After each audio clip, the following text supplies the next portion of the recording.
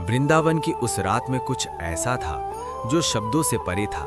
आकाश शांत था, पर उस शांति में भी एक अदृश्य कंपन छुपा हुआ था। यमुना धीरे बह रही थी, जैसे किसी गहन रहस्य को अपने भीतर समेटे हो। कदम्ब और पीपल के वृक्ष बिना हवा के ही हिल रहे थे, मानो किसी अनदेखी शक्ति को नमन कर रहे हों। उसी वृंदावन की निकुंज गलियों के बीच एक कुंज में बैठी थी राधा रानी। आंखें बंद, मुख शांत, लेकिन हृदय में अनंत ज्वार। उनका तन स्थिर था, पर आत्मा श्री कृष्ण के चरणों में लीन थी। हर श्वास में केवल एक ही नाम, श्री कृष्ण। आज राधा का ध्यान साधारण नहीं था। आज ये भक्ति नहीं, तपस्या थी। आज ये प्रेम नहीं, आत्मसमर्पण था। राधा के हृदय में विरह की अग्नि जल रही थी। वो अग्नि जो शिकायत नहीं करती, जो प्रश्न नहीं पूछती, जो केवल जलती है प्रेम में। उनके अधरों से धीमे स्वर में शब्द निकले, श्याम, यदि तुम पास नहीं तो ये संसार भी सूना है। उनके नेत्रों से अश्रुधारा बह निकली। वे आंसू धरती पर गिरे और धरती कांप उठी। वृंदावन की रज थरथरा उठी। यमुना की लहरें ऊंची होने लगी। आकाश में बिजली सी कौंध गई।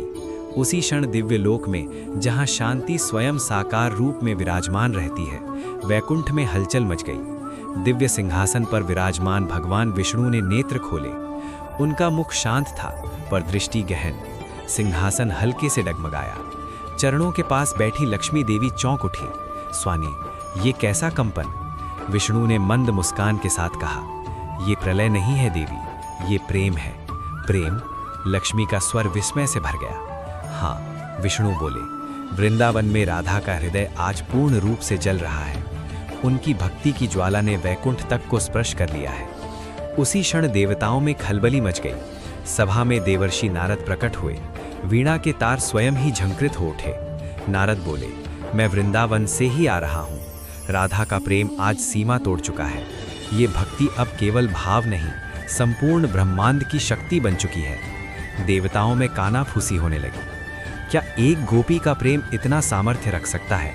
नारद मुस्कुराए, वो गोपी नहीं, वो स्वयं प्रेम की आत्मा है। इधर वृंदावन में अंधकार गहराने लगा। चांद बादलों में छिप गया। दिशाएं मौन हो गईं। राधा अब भी उसी आसन में थी, आंखें बंद, ध्यान अडिग। बाहरी संसार डगमगा रहा था, पर उनका अंतर्मन स्थिर था। अचानक उनके समक्ष श्री कृष्ण का स्वरूप प्रकट हुआ। मुस्कान वही, पर नेत्रों में दूरी।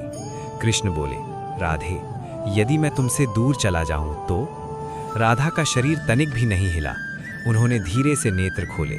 उनकी दृष्टि में कोई भय नहीं था, कोई आग्रह नहीं था। वे बोली, यदि आप दूर जाएंगे तो भी आप मेरे भीतर रहेंगे। आप मुझे छोड़ सकते हैं, पर मैं आपको कैसे छोड़ दूं? उनका स्वर कांपा नहीं, उनका हृदय डगमगाया नहीं। उसी क्षण वो स्वरूप विलीन हो गया। वो परीक्षा थी। राधा ने सिर झुका लिया। श्याम, आप चाहे परीक्षा लें, चाहे दूरी दें, मेरा प्रेम अडिग रहेगा। उनके शब्द पूरे होते ही आकाश फट पड़ा। वैकुंठ में सिंहासन जोर से हिल उठा। शंखनाद स्वयं प्रकट हो गया। विष्णु के नेत्रों से अश्रु बह निकले। आज ये सिद्ध हो गया कि प्रेम ही सर्वोच्च शक्ति है। उसी क्षण वृंदावन में दिव्य प्रकाश फैल गया। स्वयं श्री कृष्ण प्रकट हुए। ये कोई माया नहीं थी। उन्होंने राधा के समीप आकर उनका हाथ थामा।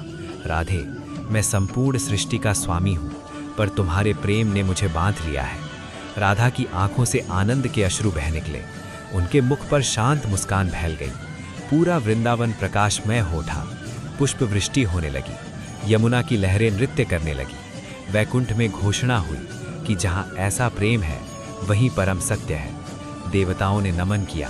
नारद की वीणा से मधुर स्वर निकले। राधा और कृष्ण एक दूसरे के सामने खड़े थे। दो शरीर, एक आत्मा। आकाश से वाणी गूंजी कि जहाँ राधा है वहीं कृष्ण है, और जहाँ ऐसा प्रेम है वहीं वैकुंठ है।